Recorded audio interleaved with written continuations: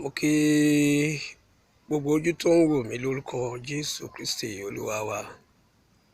Orúkọ tèmi ni olùṣọ́ àgùntàn Michael Ọláníyìrútìmí láti ilé-iṣẹ́ Golden Choice Media. Ó jẹ́ dídùn inú mi láti jẹ́ kí ètò tí a pè ní ilé ìwé ìgbéyàwó ètò ti lọ lórí afẹ́fẹ́ níbì kan ṣùgbọ́n tí a ò tí ì fẹ́ kó kú kó tún wá sí orí ìkànnì tiwa gangan ní Golden Choice Media lórí YouTube. Ẹ bá sì ti ń rí ẹ máa like ẹ subscribe ẹ comment bó ti yẹ pé bá a ṣe ń ṣe lọ́wọ́ báyìí kì í ṣe pé à ń ṣe tí gbogbo yín lè máa rí wa wò ṣùgbọ́n ó dá mi lójú pé ẹ ó rí wa wò kétékété nígbà tí a bá parí bá a ti ń ṣe tó bá sì yá láìpẹ́ nígbà tí àwọn èròjà ohun tá à ń wọ̀nà fún bá dé ẹ máa rí wa wò live.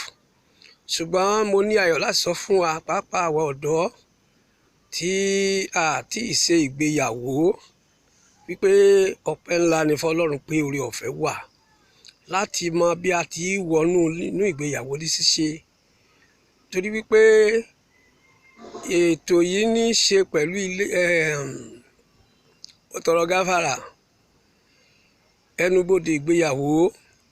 Bí mo bá ti ṣí lákọ̀ọ́kọ́ bóyá correction ní ẹnubodè ìgbéyàwó ìtumọ̀ ẹ̀ ni wípé ibi tó bá wọlé ni yóò sọ ibi tí yóò já sí fún ọ. Ibi a bá gùn lóòótọ́ la máa ń bá a sọ, tí a bá ibi tó dáa gùn a máa bá a sọ. Ọ̀rọ̀ ìgbéyàwó pẹ̀lú àwọn ọ̀dọ́ wa ó dàbí ẹni pé ọ̀pọ̀ ló bí ìgbéyàwó ti pa lórí náà àwọn bàbá àti ìyá wọn ò ní ìtàn tó dáa tó láti sọ nípa ọ̀rọ̀ ìgbéyàwó.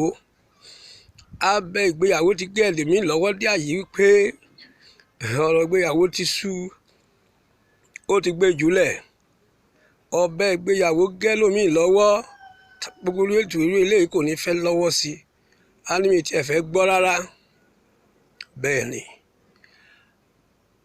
omi ìgbéyàwó pa ẹlòmíì lórí nítorí pé ibi tó ń bá gùn gbogbo nǹkan ló ní bá a ti ṣe.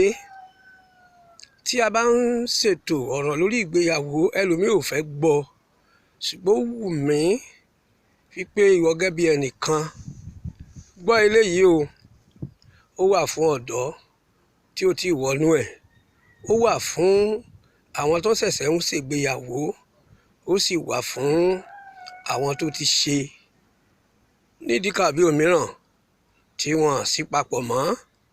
Bó ti jẹ́ pé a kì í ṣe ilé ẹjọ́ ṣùgbọ́n síbẹ̀ ètò yóò jẹ́ ìrànlọ́wọ́ fún olúkúlùkù ẹnìkọ̀ọ̀kan pàápàá wa bàbá àti ìyá ká fi máa tọ́ àwọn ọmọ wa sọ́nà. Ohun tó yà mí lẹ́nu tí n bá gbọ́ náà ni pé bí ìkọ̀sílẹ̀ ti ṣe pọ̀ yanturu láàrin àwọn ọ̀dọ́ tó ṣẹ̀ṣẹ̀ ń ṣègbéyàwó tó sì jẹ́ wípé àwọn òbí wọn tó bí wọn ọ̀pọ̀ ọdún ni wọ́n jọ ń gbé, síbẹ̀ wọ́n sì jọ ń gbé di ìsìn. Ṣùgbọ́n àwọn ọmọ míì ti léyàwó mẹ́ta dànù nú àwọn ọmọ, ìyá tí wọ́n sì wà lé bàbá wọn. Ìmíì ti lọlé ọkọ méjì mẹ́ta darí, síbẹ̀ ìyá wọn ò ṣípò kúrò níbi tí wọ́n wà. Wọ́n bá lọ tí wọ́n bá dé ibi tí ìyá wọn wà náà tó wọ́n bá wọn náà lé bàbá wọn. Kí ló fà á? Kí ló lè ṣokùnfà irú eléyìí? Gbogbo ẹ̀ látàn mọ́lẹ̀ sí. A sì fẹ́ ran àwọn èèyàn kan lọ́wọ́ tí wọ́n tó lọ́kọ tí wọn ò ní, tí wọ́n tó láya tí wọn ò ní. A fẹ́ ràn wọ́n lọ́wọ́ nítorí kíni àwọn ìṣòro kan wà tó jẹ́ kì í sọ̀rọ̀ ogun ìdílé nìkan. Ogun ìdílé wà o, bẹ́ẹ̀ ni àjogúnbá wà nínú ogun, àfọ́fà wà nínú ogun, àfiṣe sì wà nínú ogun. Oríṣiríṣi ogun ló wà. Àwọn májẹ̀mú wà tó dín ní lọ́wọ́ ìgbéyàwó. Gbogbo ẹ̀ náà la máa ṣàlàyé fún wa. Ṣùgbọ́n tí a bá rí ẹ̀yin ọ̀dọ́ tẹ̀ ń gbọ́ mi, ohun tá a ní ṣe ní ká farabalẹ̀ gbọ́ wa. Tá a bá gbọ́ wa pẹ̀lú ìfarabalẹ̀ láì sọ wípé ẹ mọ̀ jà àwọn àgbà lọ, ẹ mọ̀ rí ẹ̀kọ́ ńlá kọ́. Ṣé ẹ mọ̀ wípé àwọn pásítọ̀ kan ti wà báyìí, wọ́n láwọn ò nílò ọ̀rọ̀ àgbà mọ́. Wọ́n ti kódà àwọn àfàgbàlagbà nínú ìjọ wọn, ọmọdé wọn ń fẹ́ ọ̀dọ́. Odò ti ń gbàgbé orísun ni. Ọ̀pọ̀ nǹkan ló ti ṣẹlẹ̀ tá a ti dáyé gbà náà ta lè kẹ́kọ̀ọ́ nú ẹ̀ o. Nú bíbélì kò sẹ́ni tó ti dáyé gbà tí wọ́n kọ bíbélì, àsìnrẹ́ kọ̀ọ̀kan nú ẹ̀dùn ní. Ibẹ̀ yẹn kọ́ là ń lọ. Ilé ẹnubodè ìgbéyàwó jẹ́ ètò tí ń lani lọ́yẹ̀ lórí ọ̀rọ̀ bá a ṣe fẹ́ ọkọ, bá a ṣe fẹ́ aya, bí a ṣe gbé lọ́ọ̀dẹ̀, bí a ti ṣe é ṣe sọ́kọ sáya tálàáfíà fi ń jọba. Ọ̀pọ̀ rò pé kò lè sálàáfíà nu ẹbí pé bẹ́ẹ̀ ni pé a dá ogun mọ́gbéyàwó. Rárá, ibi tó bá gùn ló fi dàbẹ́ ni pé ogun lìgbéyàwó. Torí pé lóòótọ́ ni ọ̀tá wà fún ìgbéyàwó, ṣùgbọ́n àwọn tí ò yí àwọn ọ̀dọ́, tí ò yí àwọn àgbà míì tó ti wọnú ẹ̀ kán lè fi àṣẹ àtúnṣe ló pọ̀ tá a fi òye ẹ̀ yé wa. Bí ètò yìí ṣe bẹ̀rẹ̀ lónìí, mo gbàdúrà wípé yóò ṣe ayé àti ọkàn rẹ lóore. Tẹ́ bá ti ń gbọ́, ẹ máa subscribe. Kí lohun àkọ́kọ́ tá a fẹ́ sọ̀rọ̀ lé lórí ọ̀rọ̀ ìgbéyàwó? Irú èèyàn wo ní ṣègbéyàwó gan-an? Irú ẹni wo ló tójú bọ́ gbéyàwó? Kó kọjá wípé ọjọ́ orí nìkan, ó kọjá mo kàwé, mo ti lówó, mo ti níṣẹ́ lọ́wọ́. Àwọn nǹkan kan wà táwọn eléèbó ń pè ní maturity. Ẹni tí ò bá tí ì tójú bọ́ kì í fẹ́ kọ, kì í fẹ́ yàwó.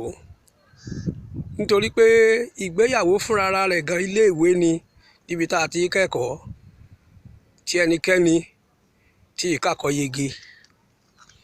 Iléèwé ìgbéyàwó níbi tí a ti ń kẹ́kọ̀ọ́ tó yẹ pé ọjọ́ gangan tó bá ṣe márèjì báyìí ni wọ́n ó ti gbéwèé ẹ̀rí lé ẹ lọ́wọ́. Ìyẹn ni pé ó ti gbàwé ẹ̀rí o, ò lè jáde níléèwé mọ́, máa kẹ́kọ̀ọ́ ǹṣó ni. Ogun tó lè máa kan ẹ lójú kó fẹ́ gbàwé ẹ̀rí, ìwé ẹ̀rí rèé ó ń gbà. Nítorí èyí, irú ẹni wo ló ń ṣègbéyàwó tàbí tó ń sọ̀rọ̀ gbéyàwó? Ẹni tí òun náà ti tójú bọ́ lọ́kùnrin lóbìnrin, tó sì ṣetán láti tẹ̀lé òfin tí ìgbéyàwó béèrè. Torí ìgbéyàwó lófin, tó bá lùgbàdì òfin ìgbéyàwó yóò yíwọ́. Òun náà ló fà á tí ilé mi fi ń gbóná. Ìgbéyàwó kún fún ẹ̀gún òfin tó jẹ́ pé tó bá ti kọlù báyìí ó mú jabẹ́ lọ.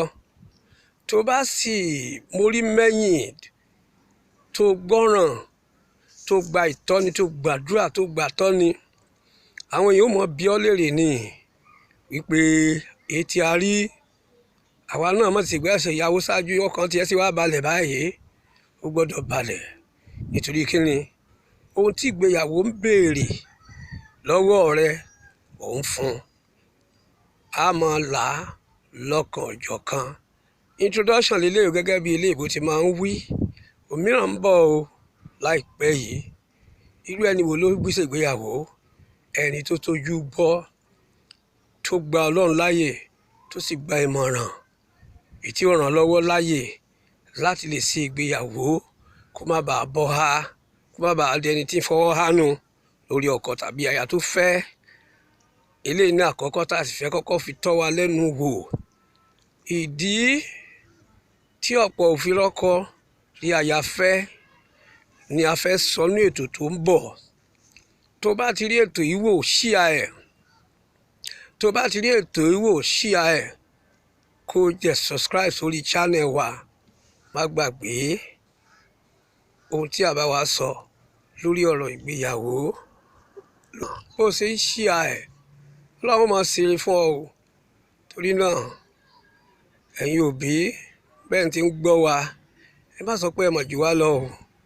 Àwa ní ohun èlò aláìlágbára tá a fi ń dààmú alágbára, òpè tá a fi ń dààmú ọlọ́gbọ́n. Bàlá tá à ń sọ yìí lójú tiẹ̀ tó bá farabalẹ̀ gbọ́ yóò sọ lóore.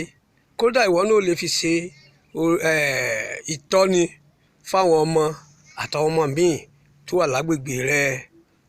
Mo sọ fún wa pé orí ètò Golden Shore Media tẹ́ ti ń gbọ́ wa, ẹ subscribe tẹ́ ẹ bá ti subscribe. Ọlọ́run nífẹ̀ẹ́ yín o.